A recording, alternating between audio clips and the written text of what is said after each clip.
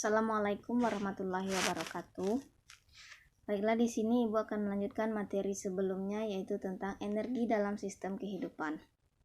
Di mana pada materi kali ini kita akan membahas tentang transformasi energi dalam sel, metabolisme sel, dan pencernaan makanan.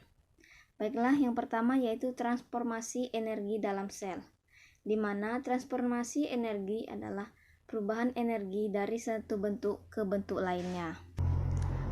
Pada makhluk hidup heterotrof, energi bersumber dari makanan. Energi ini bertransformasi mulai dari energi potensial, energi mekanik, energi kimia menjadi panas, kemudian menjadi energi kinetik untuk kita beraktivitas sehari-hari. Transformasi energi terjadi di dalam sel, di dalam organel yang terdapat di dalam sel.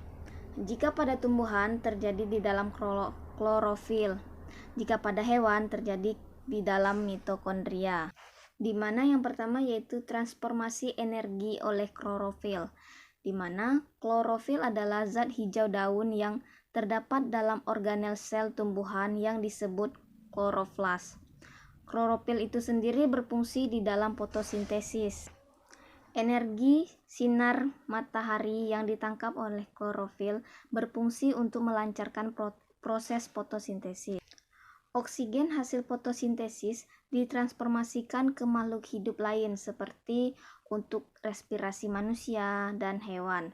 Kemudian di dalam tubuh manusia dan hewan, oksigen ditransformasikan sebagai sumber energi.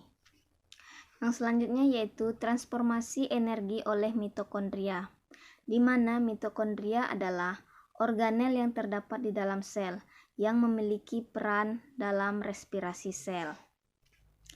Di dalam mitokondria, energi kimia digunakan untuk mengubah karbohidrat, protein, dan lemak. Mitokondria banyak terdapat pada sel otot makhluk hidup dan sel saraf. Yang selanjutnya yaitu metabolisme sel. Metabolisme adalah proses kimia yang terjadi di dalam tubuh sel makhluk hidup, di mana metabolisme terbagi atas dua, yaitu anabolisme dan katabolisme.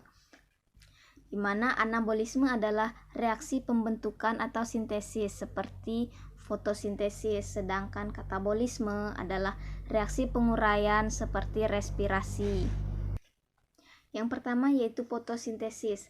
Proses fotosintesis terjadi di dalam daun, yaitu reaksi kimia antara senyawa air dan karbon dioksida dibantu oleh cahaya matahari yang diserap oleh klorofil menghasilkan oksigen dan senyawa glukosa.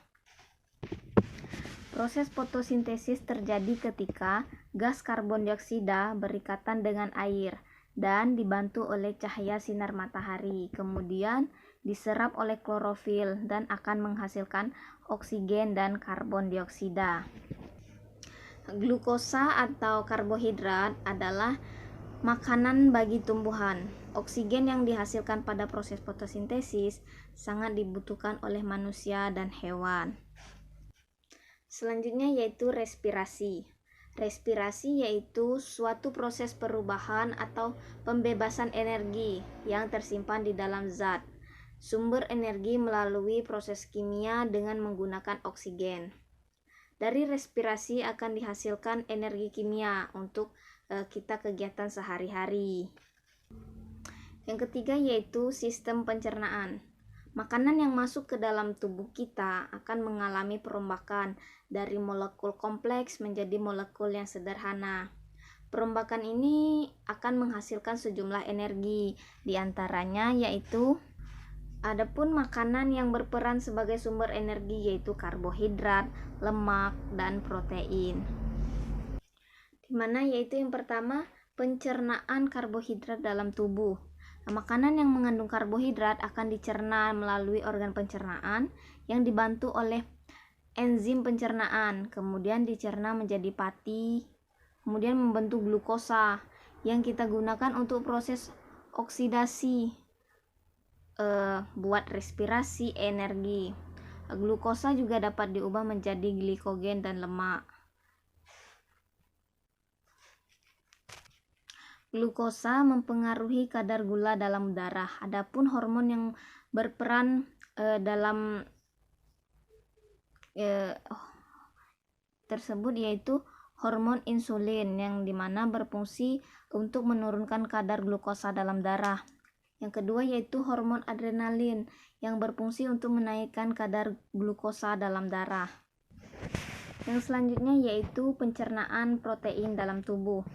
Di dalam tubuh, protein akan diubah menjadi asam amino. Adapun enzim yang bekerja dalam proses hidrolisis yaitu pepsin, tripsin, kemotripsin, karboksipeptidase, asam peptidase, kemudian akan menghasilkan asam amino. Protein tidak dapat disimpan di dalam tubuh karena kelebihan protein akan mengakibatkan pembekakan hati dan ginjal. Adapun akibat dari kita kekurangan protein yaitu busung lapar. Selanjutnya yaitu pencernaan lemak dalam tubuh, di mana dalam tubuh lemak mengalami metabolisme. Lemak akan dihidrolisis menjadi asam lemak dan gliserol dengan bantuan enzim lipase yang berlangsung di dalam saluran pencernaan. Mungkin itu saja materi kita. Selanjutnya nanti Ibu akan kasih tugas. Ibu akhiri. Wassalamualaikum warahmatullahi wabarakatuh.